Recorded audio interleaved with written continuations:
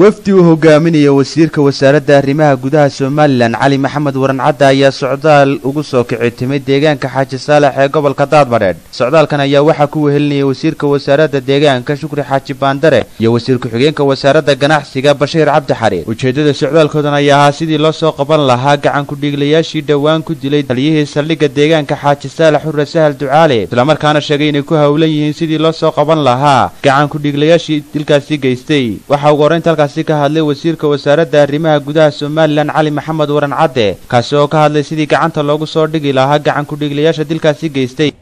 aad iyo aad baan idinka mahad celinaynaa jawaabta wanaagsan ee yuhuunta leh iyo sida aad nooga ajiibteen codsigayagii ama taxsidii aanu idinla soo gaadhnay muxuu ahaay samir iyo ilaahay inuu naga wada siiyo dawladda iyo shacabba. talabaad waxaan idin sheegayaa horta runtii gobolada aan maro waxa la weydiiyaa waa booliis iyo baabuurkiisii. sababtu waxa weeye waxaan dareemaynaa sida ay bulshada reer Soomaaliland ugu baahan yihiin nabadda iyo saldhigu maaha wax kaliya nabadgelyada ilaaliya. idinka booliisa idinka saldhiga anigu waxaan idin keenayaa calaamad ay ku hirataan, laakiin sida ay imika u doonaysaan baan qabaa inaad dhammaantiin booliisna tihiin saldhigana idinka yahay. waxa kale oo iyaguna halkaasi ka hadlay wasiirka deegaanka Shukri Xaaji Baandare iyo wasiirka xigeenka wasaaradda ganacsiga Bashiir Cabdi Xariir. ka jirtay wax la yiraahdo deegaano inaga, laakiin dhulka qaarkood way ku badnayd, xamar bay ku badan tahay, meelo badan bay ku badan tahay, laakiin inaga waxay nagu tahay wax la yaab leh markay dhacdaba wax la yaab leh oo argagaxa ayay nagu noqotaa. si weyn buu wasiirku idin la hadlay. madaxweynihii jamhuuriyadda lagu soo diray oo kaga soo ambabaxnay ciidanku naga soo horreeyay barasaabkuna ku hogaaminayay.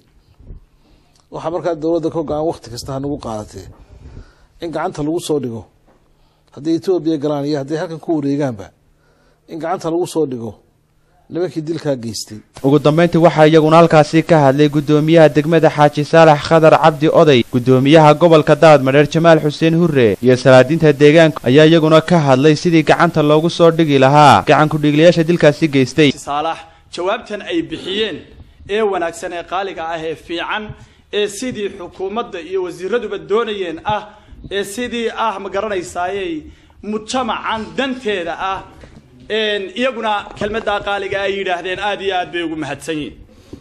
inagu daway wada joognay in hawshan nabadgelyada way ka wada shaqeynay.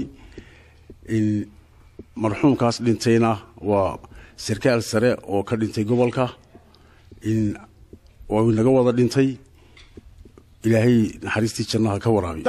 faalayo ficilka ku soo baxday ninka isaga waxa ila tahay kuwa la toogtay waa idinka xidigaha ku xidheen ayaa horta la toogayay ninku isagoo iska shicibkiisa idinama soo doonateen bahalaha loo geliseen ee taadan waa dalajo korneel iyo sarkaal iyo gaashaan iyo masale bahalaha sababta aasal noqday. si kastaba aatay gacan ku dhiglayaasha dilkani geystay ilaa hadda gacanta lagu dhigin, isla markaana kooxdani wasiirada ayaa waxa dhinacooda ka waday sidii loo soo qaban lahaa gacan ku dhiglayaasha dilkani geystay.